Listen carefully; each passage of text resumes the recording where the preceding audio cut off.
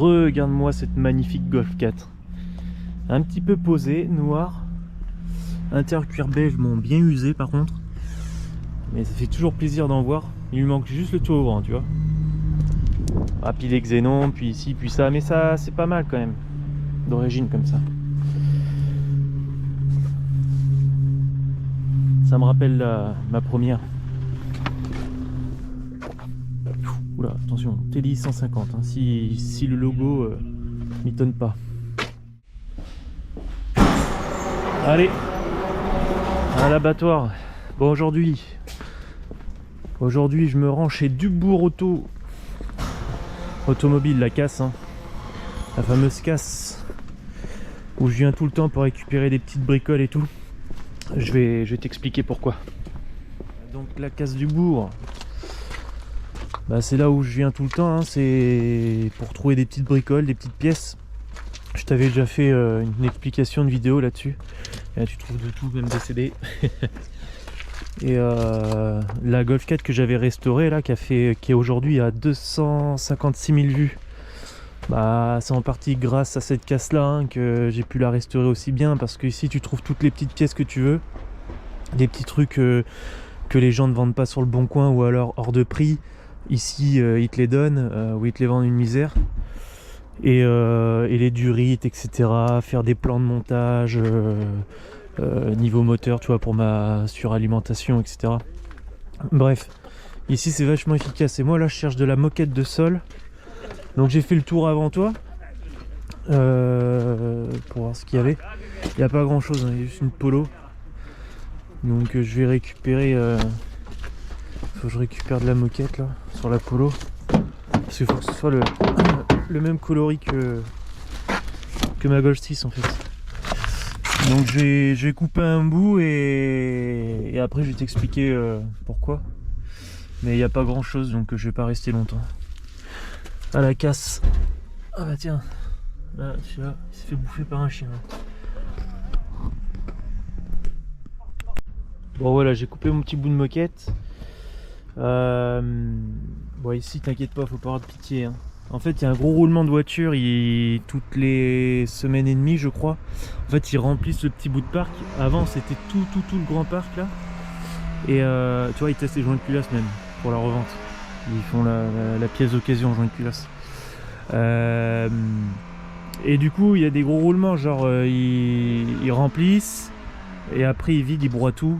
Et en fait il y a comme je l'ai dit là il y a 50 fois, il y a un gros roulement de voiture, donc du coup les gens enfin tu vois là c'est de la dépollution, ça ils vont me le donner par exemple. Mais quand t'as des pièces comme ça là, il y a ça se vend bien, je sais. Des trucs pour l'autoradio, enfin vraiment des bidouilles, genre levier de vitesse, tout ça, tu vois, bah, il faut récupérer, ça vaut rien. Bah, forcément la casse, toi qui regarde la vidéo, elle est pas à côté de chez toi, je suppose. Mais c'est pas des voitures qui restent stockées longtemps si tu veux. C'est là, c'est vraiment éphémère, donc t'as un truc à récupérer, si tu peux le démonter proprement, tu le démontes proprement, sinon bah tu casses quoi, t'as pas le choix. De toute façon regarde, ils arrachent tout, personne se gêne pour le faire. Donc voilà, mais là tu vois il y a vraiment rien pour moi, il y a que la polo, mais bon je veux dire j'ai rien à récupérer, à revendre. Donc je récupère pas. Parce que habituellement je récupère des petites pièces VV, tu vois, que je revends, ça me paye le trajet, ça me paye 2-3 conneries pour moi. Et comme ici c'est des très bas prix, je vends les pièces à très bas prix aussi. Et du coup ça part relativement vite, tu vois. C'est un truc con, mais il y a le clignotant dedans. Bah ça se récupère, ça se vend. Il y en a un qui a cassé son clignotant, il en cherche un pas cher. Bah voilà. Vachement bien de venir à la casse, tu peux même profiter, essayer des véhicules que tu serais jamais monté dedans, tu vois. C'est central, c'est vraiment propre, petit frein à main en mode pincetto. Non franchement, attends, il manque la commande de clé, on peut profiter du confort maximal. Mais voilà, tu vois, pas mal ce petit Opel là, comme neuf. Ça c'est un peu gênant, mais c'est le pare-soleil, c'est rien. C'est que cette horreur, une A3 jaune. Ouais, des fois tu vois des trucs que tu verrais pas sur les routes, Alors tu les vois pas sur les routes, mais tu les vois à la caisse, tu te demandes pourquoi. Jaune, et d'origine, hein. Jaune. C'est de quelle année ça? C'est de 2005. On n'en jamais croisé. Jamais. Je savais même pas que ça existait, ou alors peut-être en S3, un truc comme ça, mais... Bon bah celle-ci, elle sera plus en circulation, mais alors jaune, c'est une première.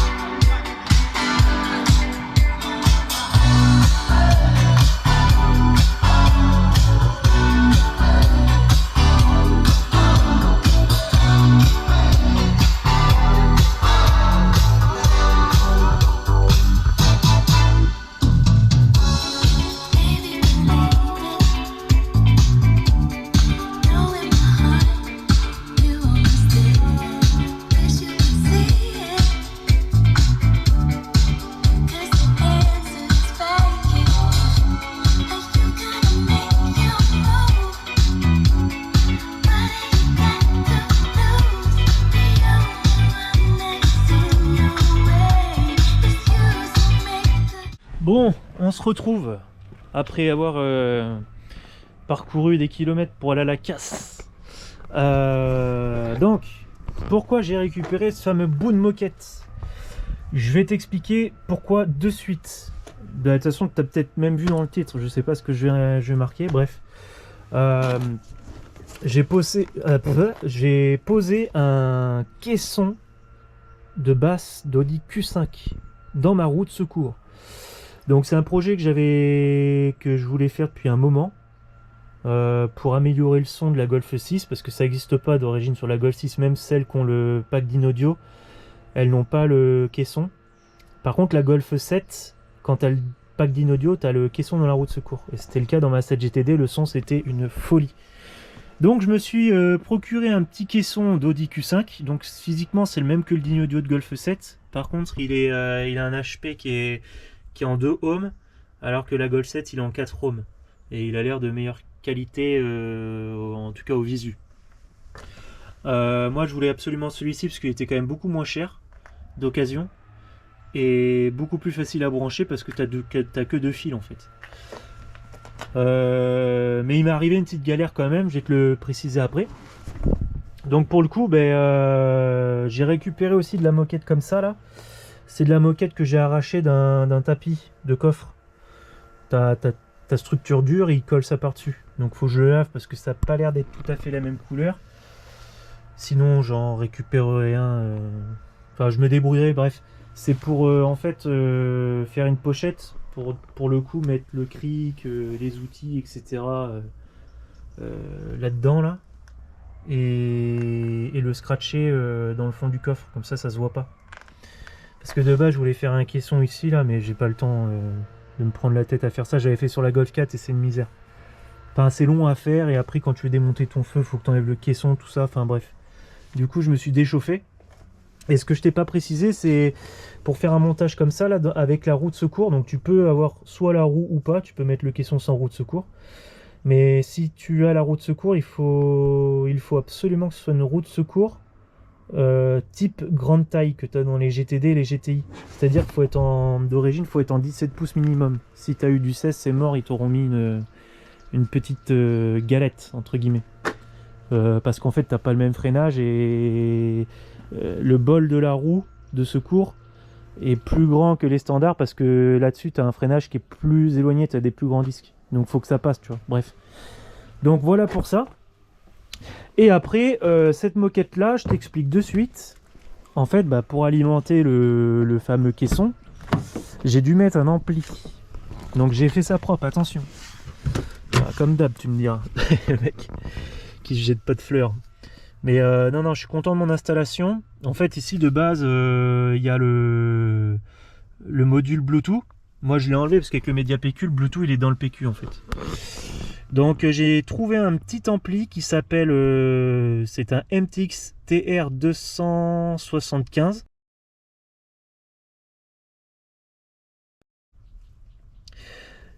Et il va super bien, il peut amplifier des HP comme des subwoofers. En fait, tu as un petit bouton pour mettre soit en mode subwoofer ou HP.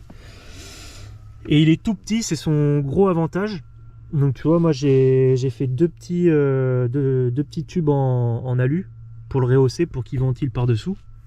Et en fait, ma moquette, je vais tout simplement venir faire un L pour cacher à la fois les trous qui sont faits d'origine, hein, parce que c'est t'as le polystyrène de le module Bluetooth qui vient s'emboîter dedans, et du coup ça va à la fois cacher ça et l'ampli.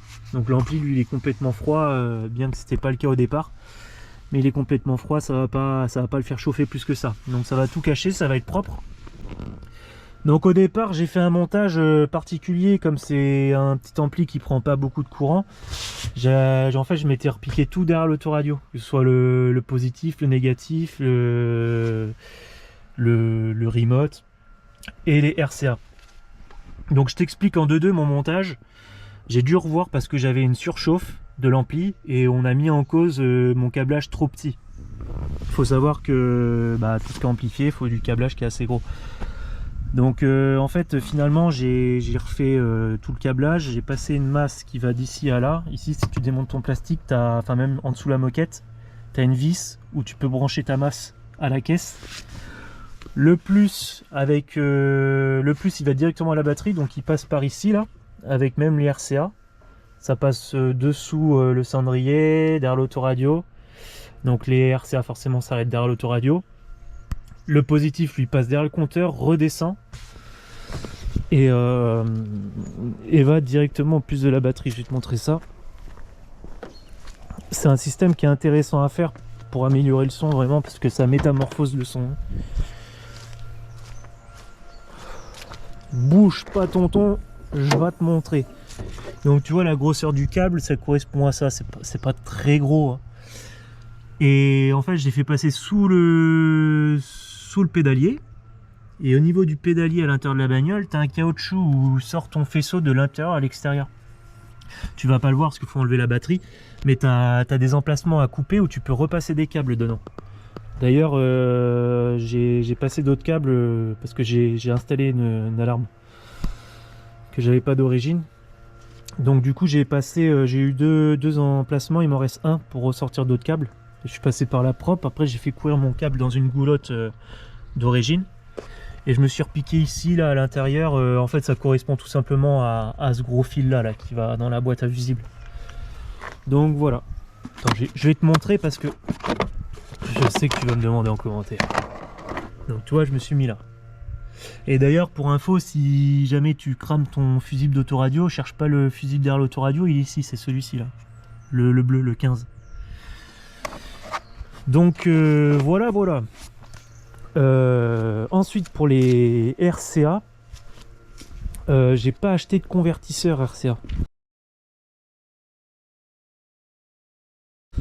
Je me suis repiqué directement sur les HP arrière, pour la simple et unique raison, c'est que si j'en ai marre d'avoir le caisson par exemple, je bascule toute la balance devant et du coup ça coupe le caisson.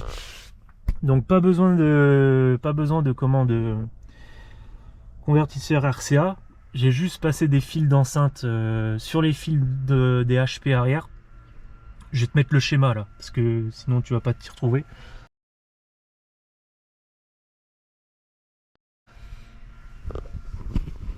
Et du coup après je me suis connecté au connecteur haut niveau, donc c'est ce que tu vois là. C'est la petite prise rectangle blanche. Donc ça c'est l'entrée haut niveau, donc en fait t'as pas besoin de mettre des câbles RCA avec un convertisseur, parce que haut niveau en fait c'est du haut voltage qui passe dedans, alors que les RCA c'est du bas niveau.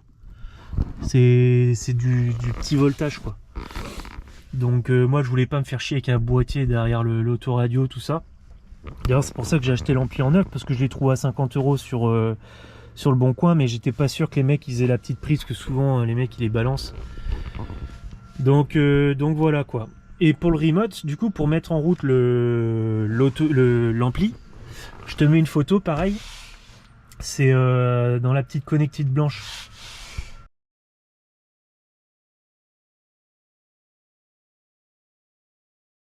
Donc le remote, c'est le seul endroit que j'ai trouvé. Et t'as du plus 12 que si tu mets le contact une première fois. Et t'as la porte fermée. C'est-à-dire que, en fait, pour t'expliquer, là j'ai ma porte fermée. Je mets le contact, mon ampli se met en route. Je coupe le contact, mon ampli reste en route. Si j'allume l'autoradio, ou enfin si je coupe l'autoradio, mon ampli il est toujours alimenté. Il n'y a que au moment où j'ai coupé le contact et que j'ouvre la porte que là ça coupe l'ampli. En fait il est branché à côté du CAN, c'est peut-être lié, je sais pas.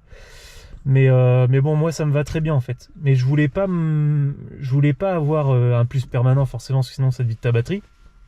Et je voulais pas que dès que je coupe le contact, j'ai plus l'ampli qui fonctionne. Parce que du coup, tu sais, des fois tu restes dans ta bagnole, tu coupes le contact, tu t'écoutes du son. Et vas-y, c'est chiant, t'as pas l'ampli qui marche, t'es obligé de garder le contact, c'est chiant parce que des plus après contact, t'en trouves plein hein, au niveau de la boîte à fusibles, donc c'est pas ce qui manquait quoi. Donc voilà. Donc comme je t'en avais parlé, j'étais passé avec 4 enceintes focales de même qualité, parce que focales ils ont fait plusieurs qualités, mais la dernière qu'ils ont sortie là récemment. Donc j'avais mis 2 enceintes focales à l'avant, ça avait métamorphosé le son déjà, et ensuite j'avais réussi à trouver les arrières en occasion. De toute façon, que ce soit devant ou arrière, je les avais trouvés d'occasion, mais c'était état neuf, ça avait jamais servi. Et franchement, déjà, le son est vraiment vraiment bien. Ça t'apporte beaucoup de basses, etc. Mais il y avait toujours pas assez en fait. Quand tu pousses le son vraiment à son maximum, il n'y avait pas assez de basses. Bref, au final, je t'ai pas parlé de la galère que j'avais eue en fait. J'ai refait tout mon câblage. Parce que de base, comme je t'ai dit, le plus et le moins, c'était derrière l'autoradio. Comme j'ai l'adaptateur pour le Media PQ, et ben j'avais coupé les fils de l'adaptateur, comme ça je touchais pas à mon faisceau électrique d'origine de la Golf. Et finalement mon ampli surchauffé, j'ai eu le doute, du coup j'ai passé une vraie masse de gros diamètre entre guillemets, le positif pareil comme tu as vu, et ça surchauffait toujours, voire pire, l'ampli se mettait en sécurité, tout ça. Et en fait j'ai tout simplement essayé par pur hasard d'inverser le positif et le négatif du subwoofer au niveau de l'ampli, et le son s'est métamorphosé, son de bien meilleure qualité, et pour le coup l'ampli chauffe plus, donc rien à comprendre. J'ai vérifié tout mon câblage, le plus est bien le plus, le moins est bien le moins, mes RCA pareil, j'ai re-regardé le schéma des RCA, enfin je veux dire j'étais sûr à 200%, et là bon bah écoute, rien à comprendre. Donc ensuite, pour régler ton son, que ce soit cette autoradio là ou pas, hein, tu vas dans balance. Donc la balance, moi, je l'ai mise 3 crans au-dessus, après le milieu. Tu vois, là, tu es au milieu, et moi, 1, 2, 3. Je trouve que c'est là où j'ai le meilleur rendu. Sans parler de caisson. En fait, comme j'ai pas de porte arrière, le son est de bien meilleure qualité à l'avant. Parce que les portes font caisson, en fait, tu as un vide d'air, etc. Enfin bref, les portes font caisson. À l'arrière aussi, mais c'est différent, c'est moins bien. Donc du coup, il faut du son à l'arrière, mais pas autant. Bon, j'ai la GoPro qui a coupé, je suis obligé de reprendre avec l'iPhone. Du coup, rien qu'en faisant ça, tu vas avoir la qualité de son qui va changer. Tu vas sentir plus la masse de basse que si tu te mettais au milieu, en fait. Et ensuite, ben, tout simplement, tu vas dans les graves, les aigus, etc. Et il faut que tu écoutes plusieurs styles de musique. Des musiques avec de la basse, des musiques sans basse, plusieurs genres de musique. Et tu règles, faut que ton volume soit aux 3/4. Et tu règles tes graves, tes médiums, tes aigus. Et il faut pas que tes portes saturent, tes enceintes dans les portes saturent. Donc c'est un peu l'inconvénient quand t'as pas de caisson, parce que tu cherches toujours plus à avoir de basse pour avoir un son lourd, et au final, des haut-parleurs, ça peut pas t'apporter et à la fois des médiums, des aigus et des graves. C'est soit ça t'apporte que des graves, ou soit des médiums à pleine puissance, mais pas les deux, quoi. Donc là, moi, c'est ce que je fais. Je règle mes haut-parleurs comme ça, et ensuite le caisson de basse, je le règle avec l'amplificateur, tout simplement. Il y a une petite molette. Donc quand j'ai réglé mes enceintes, j'avais débranché le subwoofer pour pas que ça trompe mon oreille. Et ensuite, j'ai rebranché le subwoofer. Et là, je me suis mis à régler. Donc j'ai baissé mes graves. Parce que si je mets au milieu, je sature pas. Hein. Je sature toujours pas avec les enceintes focales. Donc j'ai baissé un petit peu mes graves. Donc les basses. Et là, je suis venu apporter des basses avec mon amplificateur en tournant le gain, en fait. Donc j'ai essayé plusieurs musiques. Donc il y a des musiques où ça faisait trop de basses. Du coup, j'ai réduit un petit peu et vice versa, jusqu'à trouver un bon compromis. Et ensuite, quand il y a des musiques qui passent qui ont vraiment très peu de basses, et ben là j'augmente ici, quoi. Je mets soit à 0 ou un tout petit peu plus, mais j'arrête d'y toucher 1500 fois, parce qu'ils vendent la molette pour l'amplificateur, la molette pour régler les basses, mais après tu fais que ça. Tu fais que ça, retoucher tes basses, parce que chaque musique est enregistrée différemment, et tu as des musiques qui vont avoir plus de basses, d'autres moins, et voilà. Donc du coup, tu ferais sans cesse des réglages graves, etc., quoi. Donc c'est pénible. Donc voilà, moi, comment j'ai procédé. Franchement, aujourd'hui, ça fonctionne hyper bien. Ça sature pas, ça apporte les basses qui me manquaient. Pour le coup, comme tu vois dans les portes, les basses au niveau des haut-parleurs, je les ai baissées. Et du coup, ça fait moins vibrer les panneaux de porte, parce que j'avais fait de l'isolation dans les panneaux de porte, tout ça, mais tu as toujours des petites vibrations. Donc voilà. Et là, à savoir que comme mes RCA, donc mon signal audio, est raccordé sur les haut-parleurs arrière, si j'augmente les graves ici, ça va non seulement augmenter les graves des haut-parleurs, mais aussi du caisson, parce que j'envoie un signal plus fort.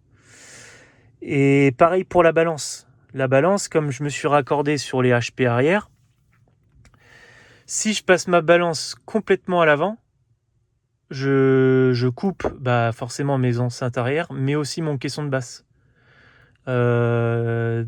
C'était important, parce que je me suis dit, si jamais ça me saoule, hop, je peux basculer en avant, et au moins je suis tranquille, tu vois.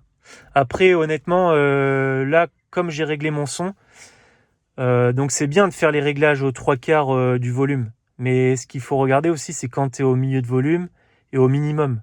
Faut pas que tu entendes trop le caisson, parce que sinon ça fait trop caisson rapporté. Et les montages d'origine qu'il y a dans tous les véhicules, tu t'entends pas, c'est très crédible. Le caisson, il va t'apporter de la puissance, des watts, que quand tu montes le son, que quand tu as besoin d'avoir de la basse. Pas quand tu écoutes la radio au minimum et tu entends le truc bafouiller dans le caisson, en mode t'as un gros MTX subwoofer 1500 watts, tu vois le délire. Donc voilà, quoi. C'était important pour moi. Donc voilà le petit montage. J'espère que ça t'a plu. C'est des petites vidéos courtes, hein, c'est pour expliquer le montage, parce qu'on trouve rien sur les forums. C'est à chaque fois que je veux faire un truc un petit peu complexe, je trouve rien. Il y a rien sur le sujet là pour trouver un remote derrière l'autoradio, parce que j'ai trouvé un remote, mais j'aurais pu le faire cramer l'autoradio. J'ai testé pin par pin, etc. Une grosse galère. Donc on trouve rien à ce sujet-là, donc c'est pour ça que je trouve ça important de partager ça. Voilà. Et puis moi, quand je trouve des sujets où je trouve mon bonheur, je suis bien content, comme le rétroviseur. Il y aurait pas de forum, il y aurait pas de montage rétroviseur, il y aurait pas de rétrofit, quoi. Donc ça, après, moi je fais pas de vidéo là-dessus, parce que c'est un bordel. Une fois que c'est terminé et que tu es sûr de toi, tu te dis ouais, c'est simple, mais il y a du codage et tout.